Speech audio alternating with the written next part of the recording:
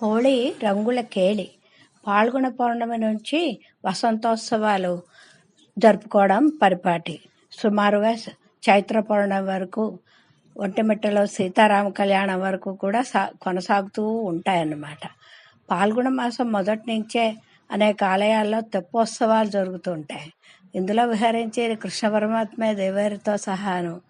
మరి కృష్ణుడు ఆబాలగోపాలం ప్రకృతిలో మమేకమై అనేక వేడుకలు జరుపుకునే విధంగా ఎన్నో ఉత్సవాలు నిర్వహించాడు కదా. మరి ఇందులో నౌకా విహారం కూడా చాలా చెప్పుకోవాల్సిన విషయం.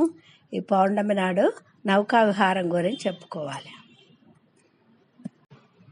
కొందరు హరికీర్తనములు పాడ, కొందరానందమున ముద్దులాడ, కొందరు యమునా దేవిని వేడ, కొందరి ముత్యపు సరులసి ఆడ.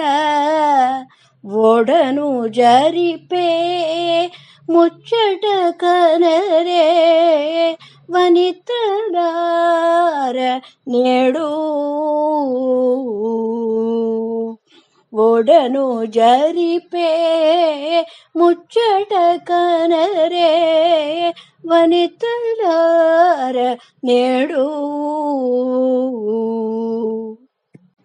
పున్నమి వేడుకలకు తగినట్లుగా అన్నమాచార్యుల వారు అనేక జాజర పాటలు రాశారు.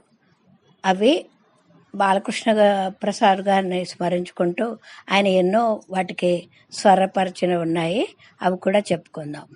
ఇంకా కామని పున్నమిగా కూడా జరుపుకుంటారు. శ్మశానే వసంతం మనోజం అన్నారు కదా. ఆ శ్మశానంలో బూడిదిగా అయిపోయిన మన్మథుడు కూడా మరి తన రతీదేవికి, తన సతీ రతీదేవికి కనపడే విధంగా ఆ పరమేశ్వరుడు అనుగ్రహిస్తాడు. అందులో మనస్సులో ఉద్భవిస్తాడు కాబట్టి మనోజం అని కూడా అన్నారు. పొదరే నిండు కళల పున్నమి నేడు, అదను తప్పక జాజరాడుదువు రావయ్య.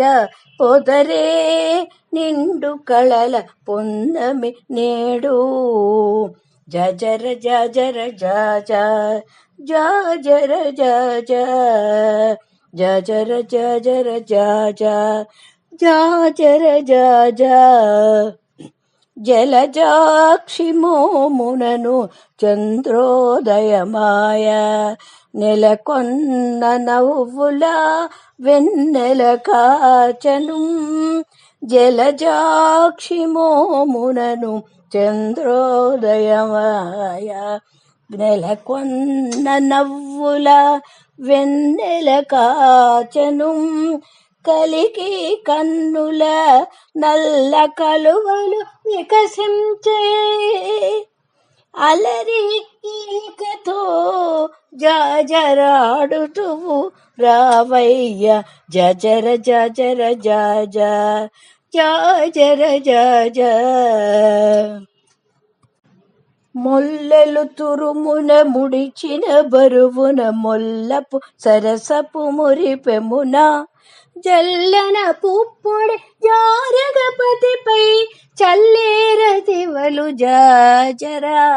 జగడపు చనవుల జాజరా, సకినల మంచపు జాజరా.